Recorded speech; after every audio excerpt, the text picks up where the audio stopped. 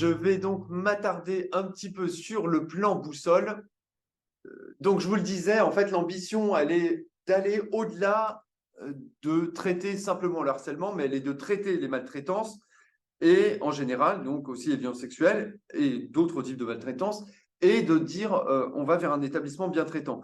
Je vais peut-être faire des redites par rapport à la dernière fois, je ne me souviens plus exactement ce que je vous avais dit, mais l'idée c'était de... Alors, on avait travaillé là-dessus puisque les indicateurs dont on verra tout à l'heure le détail dans l'outil diagnostic, ils sont issus de vous, c'était les indicateurs que vous nous aviez donnés et qu'on a regroupés, qu'on a éventuellement retravaillé un petit peu en termes de terminologie ou de sens ou de choses comme ça pour les mettre en lien, mais ce sont les vôtres en fait. Et l'idée, c'était de se questionner, c'était de faire un outil sémaphore à l'image de ce que la DDEC de Cambrai avait fait sur l'établissement inclusif, de diagnostiquer est-ce qu'on est un établissement inclusif, pardon, si oui, pourquoi, sinon qu'est-ce qui nous manque en fait.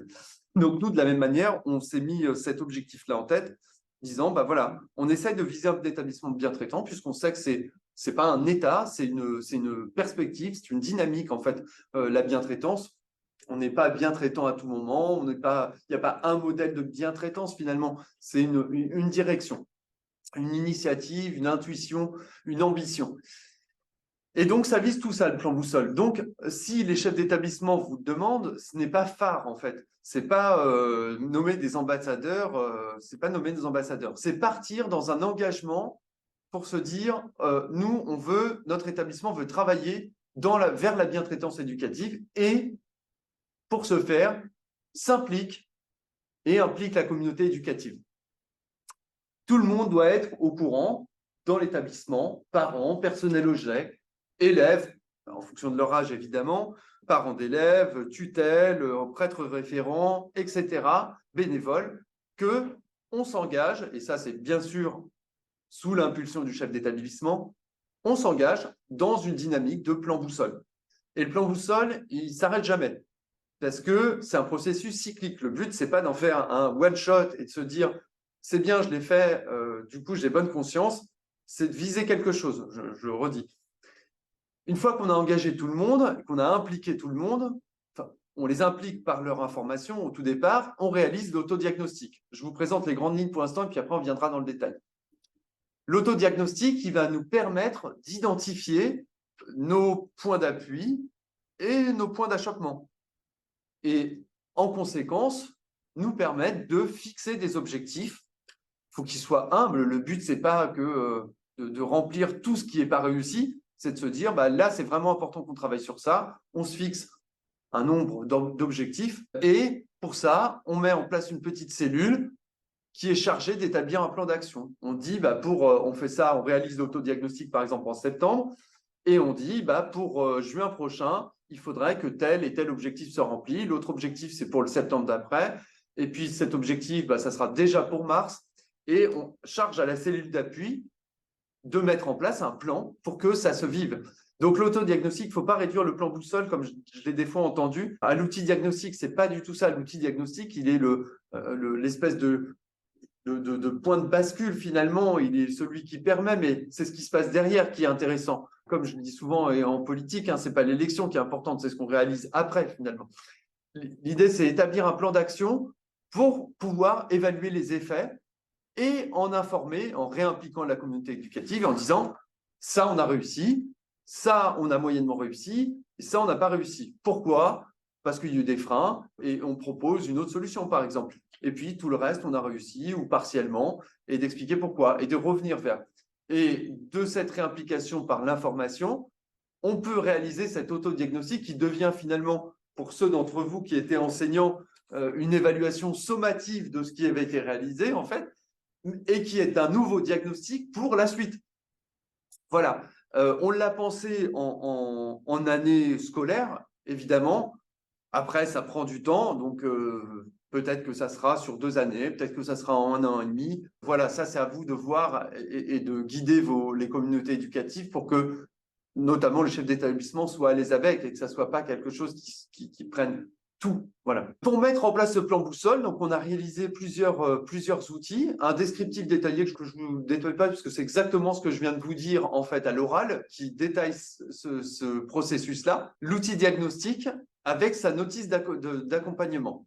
Alors, l'outil diagnostic, vous l'avez sûrement vu, il se compose de plusieurs onglets. Un premier onglet qui est simplement une page de présentation pour un peu personnaliser la chose quand on va ensuite l'imprimer. Et puis 8 onglets qui correspondent aux 8 thématiques dans lesquelles on a regroupé les indicateurs que vous nous aviez donnés. Donc, qui correspondent aux 8 thématiques qui sont ancrer son action au cœur du projet de l'enseignement catholique, construire la qualité de la relation, envisager tout acte comme éducatif, éduquer à la fraternité, coordonner les actions pédagogiques. Vous avez vu qu'on a pris cet angle-là aussi qui nous paraissait extrêmement intéressant. Penser les différents temps de vie, penser aux différents espaces et se former pour prévenir, protéger et agir. Donc, vos indicateurs, ils ont été remis là et la question s'est posée largement et on l'a tranché au final directement avec Nathalie et Philippe Delorme aussi. On se demandait si les indicateurs devaient être modifiables, supprimables entièrement, etc. Et on est parti du principe que non. Finalement, les indicateurs, c'est ceux que vous aviez définis, qui nous ont aussi semblé pertinents. Et on ne pouvait pas se permettre le luxe, en fait, d'un chef d'établissement qui se dise, bah, moi, celui-là et celui-là, ça ne m'intéresse pas, donc je l'enlève. Et puis d'un autre qui dit, bah, moi, toute cette partie-là, ça ne m'intéresse pas, je l'enlève.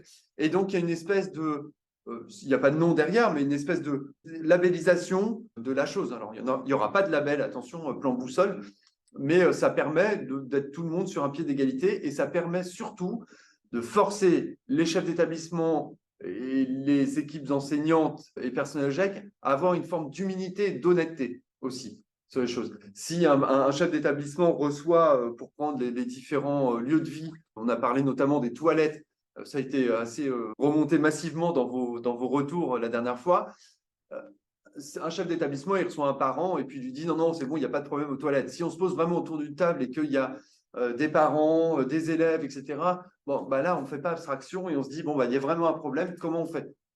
Voilà. Et donc, ça demande un peu une mise à nu, une posture d'humilité et d'honnêteté. Malgré tout, il est possible de rajouter jusqu'à 15 indicateurs. Alors, par exemple, vous avez le premier thème ici. Vous avez déjà 1, 2, 3, 4, 5, 6, 7, 8, 9 indicateurs. Vous avez la possibilité d'en rajouter 6 en dessous. Donc, très simplement, hein, du coup, vous remplissez la case et ça se construit tout seul.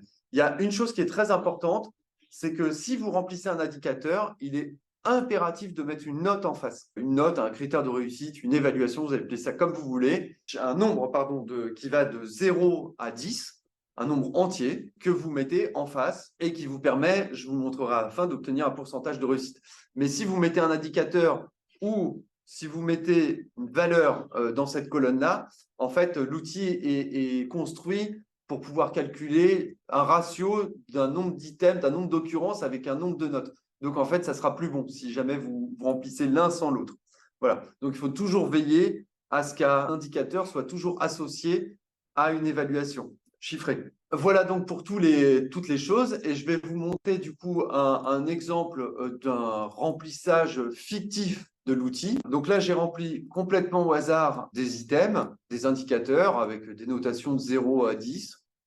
Et ça nous donne au final une synthèse assez explicite, puisque ça nous donne un schéma, un sémaphore, un radar, une araignée, appelez ça comme vous voulez, d'une part sur la droite et d'autre part, ça vous donne des pourcentages de réussite par thématique avec en vert les 2 thématiques les mieux réussies et en rouge les 2 thématiques les moins réussies. Ça ne veut pas dire que c'est bien ou pas bien. Encore une fois, il faut sortir d'une logique évaluative, mais c'est un moyen comme un autre de permettre de se repérer. Et donc, typiquement, puisque je vous en parlais tout à l'heure, vous avez dans cet exemple parfaitement aléatoire la thématique 5 et la thématique 7 qui ressortent comme complètement négligées, en tout cas évaluées comme négligées. Donc, typiquement, en tant que chef d'établissement, je me dis, bah, je vais aller regarder les indicateurs de la thématique 5 pour voir les choses à travailler là-dedans, ou ceux de la thématique 7. Et un indicateur va être un objectif, et ensuite, ça sera à charge à la cellule d'action de mettre en place un plan d'action permettant la réalisation et la réussite de cet indicateur-là. Ce qui fait que l'année d'après, quand vous reviendrez dessus, bah, du coup, ça sera réévalué, je l'espère, de meilleure manière. Voilà. Vous avez également une colonne, j'ai oublié d'en parler, une colonne observation à chaque fois, ce qui vous permet de garder trace éventuellement des débats qui ont pu avoir lieu ou de questionnements, voilà, qui peuvent vous permettre d'avoir une trace écrite pour l'année suivante ou la fois où vous le refaites, bah, de se dire, ah oui, là-dessus, on avait eu quelque chose. Voilà, ça a simplement cet objectif-là. Alors, cet outil diagnostic, pour le mettre en place, vous avez une notice qui accompagne, donc c'est 2A qui va avec 2B, et la notice bah, explique finalement pour vous, si vous voulez le présenter au chef d'établissement, ou pour les chefs d'établissement directement, enfin, l'un n'étant pas excluant de l'autre, qui vous explique un peu ce que je viens de vous dire, à savoir que c'est à quoi ça sert, quelles sont les thématiques, comment fonctionnent les différents onglets, donc l'onglet page de garde, les 8 onglets thématiques et l'onglet synthèse, à quel point ils sont modifiables ou non, et puis une proposition d'animation. Voilà, ça reste une proposition, c'était pour faciliter la prise en main et que le chef d'établissement se dise, bon, bah, j'ai au moins quelque chose, qui veuille l'adapter, il n'y a aucun souci. Mais voilà, ça permet de travailler sur quelque chose. On a pensé cette animation plutôt en conseil d'établissement.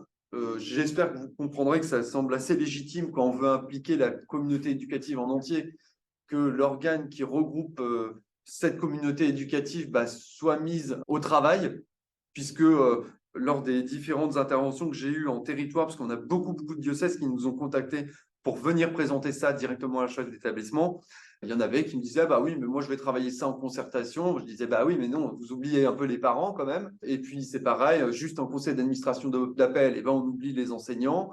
Et puis à quel moment en fait on fait intervenir les élèves là-dedans. Donc ça, c'est pour ça que le conseil d'établissement semble le plus propice, avec un découpage en 4 temps. Un temps 1 qui est sur la représentation initiale pour se dire ensemble ce qu'est un établissement bien traitant, parce que finalement, tout le monde met des mots derrière ça, mais il faut quand même s'accorder sur. C'est le principe même quand même du dialogue, c'est se mettre d'accord sur une définition. Enfin, en tout cas, moi, mes lointaines études de philo m'avaient enseigné ça. Un deuxième temps sur un travail sur les indicateurs pour essayer de les repérer soi-même et ensuite de voir, quand on a l'outil diagnostic, de se dire « Ah bah oui, effectivement, c'est pertinent » ou alors « Bah non, nous, on a trouvé ça, donc on peut l'ajouter dans l'outil. » Ces 2 temps, bah, n'étant pas à refaire, ils sont à faire la première fois finalement. Et la deuxième fois, à partir de la deuxième fois, on peut passer directement au temps 3, qui est un travail sur l'évaluation des indicateurs et puis la fixation des objectifs au final. Soit des premiers objectifs, soit des nouveaux objectifs, soit d'objectifs récurrents éventuellement, certains qui vont revenir régulièrement. Et je termine avec le 3A et 3B, qui est en fait une trame objectif et plan d'action qui a pas, ça n'a pas un intérêt démesuré, mais ça a un intérêt aidant. Donc, sous la même forme, vous avez une page de garde. En fait, ça permet d'avoir juste trace de la chose et de remplir et de se fixer quelque chose. Donc, vous avez le nom, prénom et la fonction des membres composant la cellule d'appui. Vous avez la liste des objectifs, donc objectif 1, indicateur, alors je ne sais pas, je mets, puisqu'on en parlait, alors je marque bêtement les toilettes, c'est juste pour que vous puissiez comprendre, je me marque comme échéance septembre 2024, et ça appartient à la thématique les espaces. Voilà. Et en fait, puisque j'ai rempli ça, ça va se répercuter sur l'O1, qui est l'objectif 1, puisque c'est cette ligne-là que j'ai remplie. L'O1, donc c'est bien les toilettes, l'échéance est indiquée, réfléchir aux espaces. Et là, c'est à la cellule d'appui de dire quelle est la personne responsable de cet objectif-là et de détailler la mise en œuvre, de dire les actions qui vont être conduites, le calendrier éventuellement, le budget s'il le faut. J'indique d'ailleurs dans la notice pour la cellule d'appui qu'il est important que si la personne ne l'a pas, qu'on donne délégation à au moins une personne pour faire des choix financiers. C'est important parce qu'il y a forcément des choix financiers à faire et qu'on ne peut pas attendre sans cesse l'aller-retour avec le chef d'établissement ou le directeur administratif financier ou le secrétaire ou la secrétaire comptable ou je ne sais qui d'autre. On va pouvoir indiquer les personnes impliquées, les critères de réussite et puis l'état d'avancement, le tout, voilà, puisqu'on a rempli l'objectif 1. Alors là, on se dit que c'est à faire. L'objectif 2, lui, c'est juste pour que vous voyez un peu ce que ça donne. Il est également à faire. L'objectif 3, alors on ne les a pas remplis, mais c'est en cours. Le 4, vous avez jusqu'à 10 objectifs en fait. C'est parfaitement aléatoire, voilà, c'est arbitraire. Parce qu'au-delà, ça me semblait un peu exagéré. Et vous avez à la fin, donc, l'objectif 1, les toilettes qui s'est synchronisé avec, et puis vous avez une espèce d'organe, d'anneau synthétique qui permet de se dire où est-ce qu'on en est à peu près. Voilà. Mais ça a plus une valeur d'aide technique et mémo qu'un vrai... c'est pas un vrai support de contenu pour le coup. Voilà, c'est aidant pour aider au suivi. Et ça permettait de compléter l'espèce de kit qu'on avait pensé. La notice étant eh bien, celle, pareil, qui explique un peu les onglets, qui vient exactement d'expliquer ce que je viens de vous expliquer.